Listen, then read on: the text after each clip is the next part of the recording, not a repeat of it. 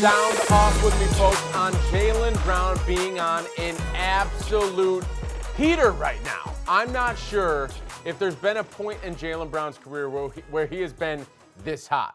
And when I talk about this hot, I'm talking about hot to the touch. I'm talking about scorching the nets. I'm talking about tearing apart opposing defenses at will. He did it tonight, and he did it in a fashion that no other Boston Celtic player has ever done before. That's right. Tonight he logged 35 points, 5 rebounds, and 5 assists, all while shooting a ridiculous number from the field in 26 minutes of action. He is the first Celtics player ever to log those numbers in less than 30 minutes of play. He did it in 26.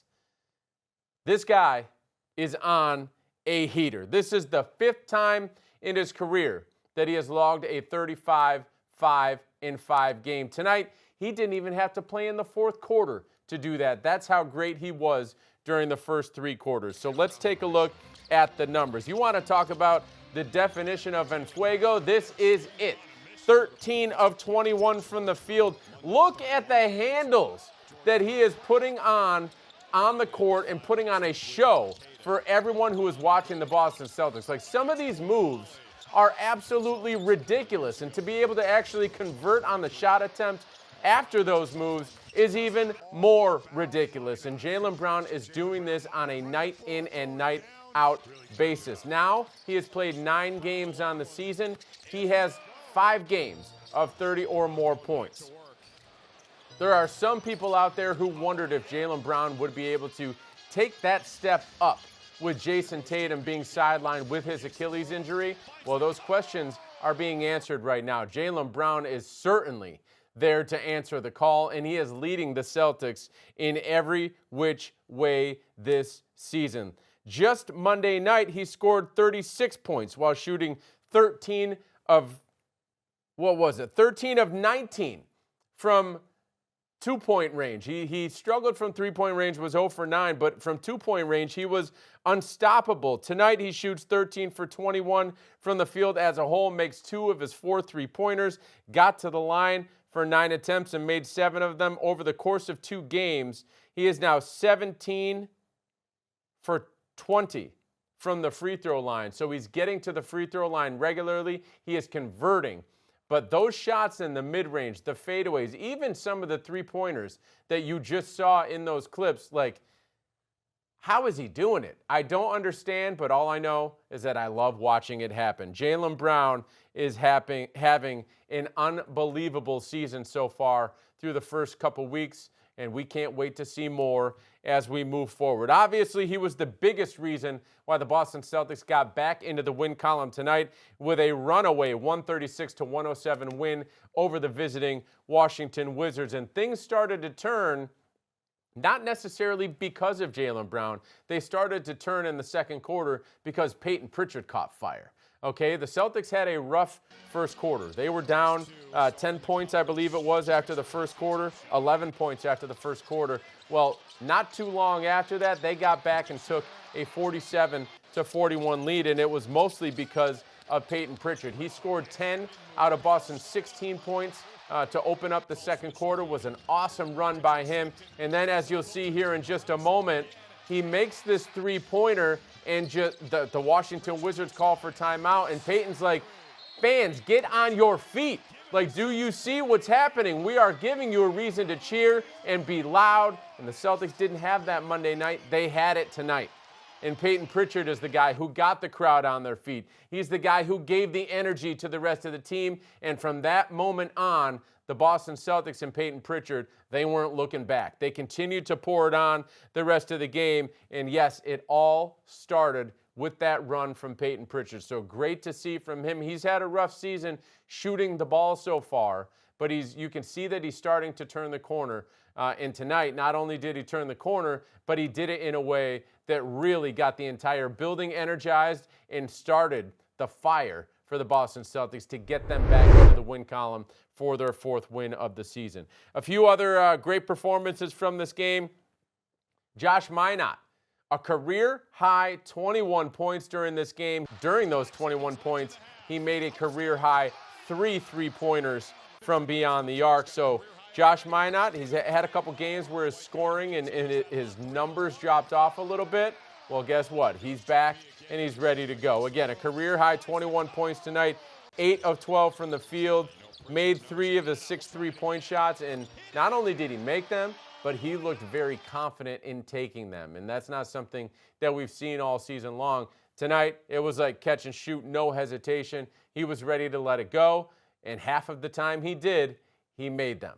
So a lot of career highs across the board for Josh Minott tonight. On top of that, we saw Neemias Queta put together an awesome performance. 15 points, 12 rebounds, 5 assists, did not miss a shot during this game. Also wound up blocking, how many shots during this game? 1 block shot during this game, which you'll see during these clips here. But again, 15, 12, and 5 without missing a shot. We heard what Jaylen Brown did during this game. Well, this is the first time a player has ever gone 15, 12, and 5 without missing a shot in Celtics history as well. So Jaylen Brown makes history as the first player to go 35, 5, and 5 in less than 30 minutes. He did it in 26. Neemias Queta also makes history by going 15, 12, and 5 without missing a shot the first time in Celtics history. Jordan Walsh also stepped in with some quality minutes tonight. He led most bench players coming off the bench with 7 points. He had 7 rebounds and assists, couple steals, was really playing well at both ends of the court. The only reserve who scored more than him during this game for the Boston Celtics was Anthony Simons, who really caught fire during the second half and in the fourth quarter in particular. He finished with 18 points, but Jordan Walsh, he hasn't gotten a ton of opportunity this season, and for the most part, when he has gotten the opportunity, he hasn't taken advantage of it. We're going to talk about him a little bit more later in the episode, but great to see that out of him tonight. Looks like he might be gaining some more minutes here moving forward if he continues to play like that. Let's dive into a couple comments from our fans. First up, we've got Jill on Jaylen Brown's MVP candidacy. You got to stay around to listen and hear what she has to say. And then we've got Brian on Jordan Walsh's performance, which we just touched on. We'll go a little deeper into in just a couple moments. So, Jill, you're up first. Let's go. All right, as promised, first up is Jill. And Jill says, Jaylen Brown in top 7 MVP conversations. All right. This conversation has been happening now for a week or so, all right? We talked about it on our pre-stream over the weekend when the Celtics played host to Kevin Durant and the Houston Rockets. Entering that game, Jaylen Brown was 3rd in effective field goal percentage among all NBA players attempting 15 or more shots. 3rd. It was Giannis, Luka, and Jaylen. And by the way, Luka had only played, I think, 3 games to that point. Jaylen had played 5 or 6. So right there tells you he's in a category with the elite, which are players that are year in and year out in the MVP conversation.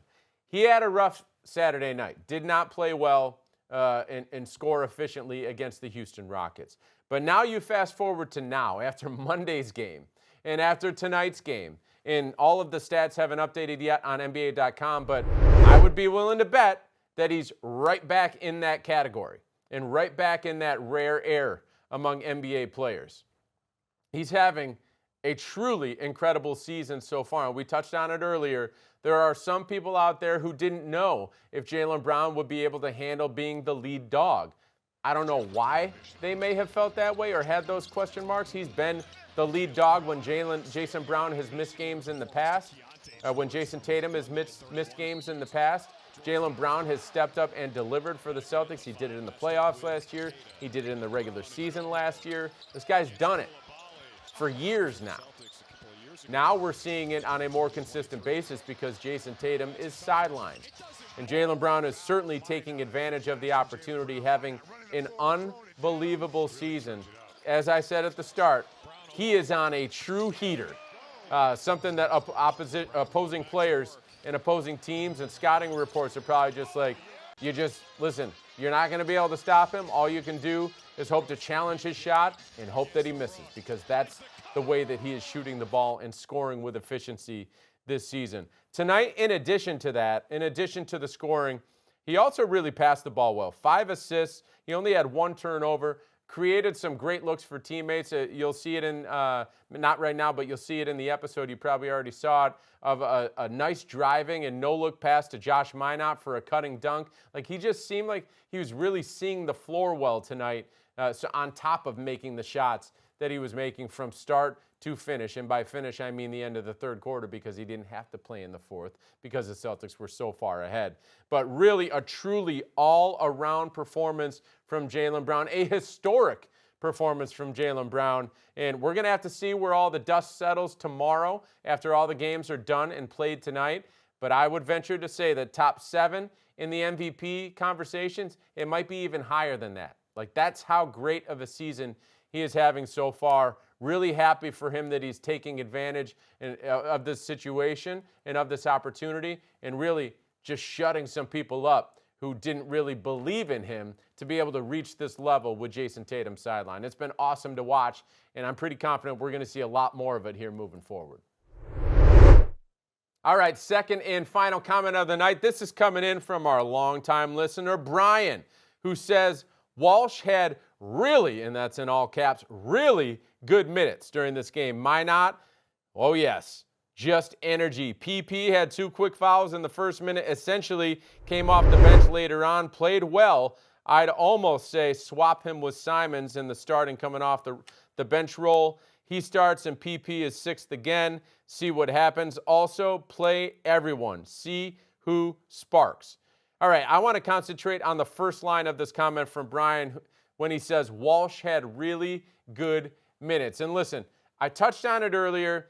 Jordan Walsh, his opportunities have been sporadic so far this season. He hasn't necessarily capitalized on those moments. Tonight, he absolutely did. Finishes this game playing almost 24 minutes and winds up with 7 points, 7 rebounds, an assist, 2 steals, was a plus 27 off the bench. I'm going to repeat that. He was a plus 27 off the bench in less than 24 minutes of action. That, folks, will tell you just how impactful he was out on the court. And I have to say, just like watching, from my perspective, just seeing through my eyes, the way that he impacted the game at both ends of the court was truly remarkable, because we haven't seen this very much from Jordan Walsh this season.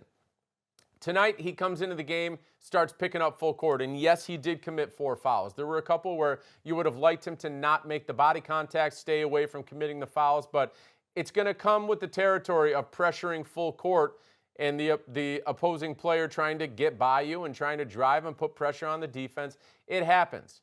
But Jordan Walsh checked in, and as we've seen from Joe Mazzulla's defense this year, he wants to apply full court pressure. Jordan Walsh is capable of doing that constantly, and he has great instincts. He's long, he's athletic, he can wreak havoc out there, and that's what he did tonight. He wreaked havoc with his defense, causing turnovers, just causing the offense to be uncomfortable.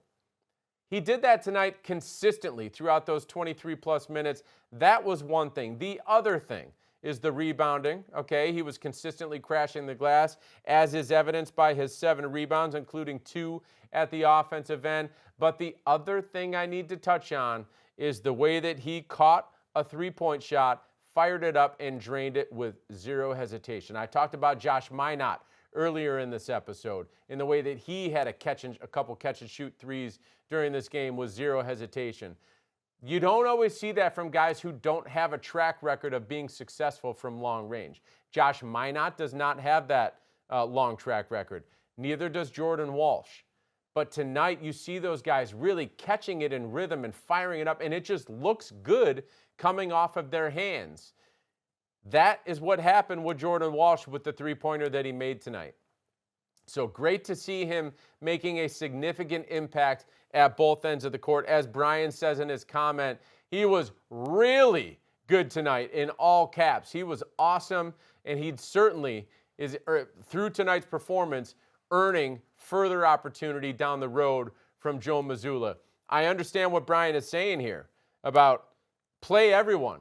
See who sparks the team. I think on certain nights you're not going to go that deep into your bench, but tonight was a great opportunity for Missoula to do that, and Jordan Walsh provided that spark that the team needed, and really they rallied around him and played very well while he was on the court. I expect to see more Jordan Walsh, and I hope that we see more of the Jordan Walsh that we saw tonight, because that player can make a difference for the Boston Celtics this season and beyond. So the Celtics grab a huge blowout win during this game. Again, it was 136-107 over the Washington Wizards. And now Boston heads out on the road for a 3-game road trip, including 2 games that are going to be played within a few days of each other down in Orlando against the New Look Magic with Desmond Bane in the lineup. It should be fun to see how these teams match up for the first time this season. Friday night and Sunday night, the Celtics will take on the Orlando Magic. Fridays is at 7 o'clock. That game will be on NBC Sports Boston.